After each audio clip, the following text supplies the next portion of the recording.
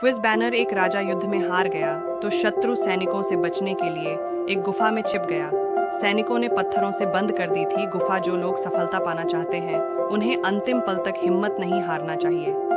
जिस पल हम हार मान लेते हैं उसी समय हम असफल हो जाते हैं। ये बात एक लोक कथा से समझ सकते हैं। कथा के अनुसार पुराने समय में एक राजा युद्ध में हार गया था। उसके सभी सैनिक मारे जा चुके थे।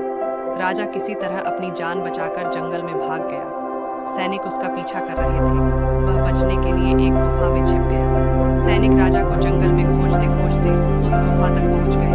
गुफा के अंदर राजा को ढूंढा लेकिन सैनिक उसे ढूंढ नहीं सके। बाहर आकर सैनिकों ने बड़े बड़े पत्थरों से गुफा बंद कर दी। गुफा बहुत गहरी थी।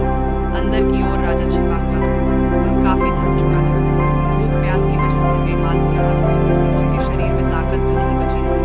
शत्रु सैनिक गुफा बंद करके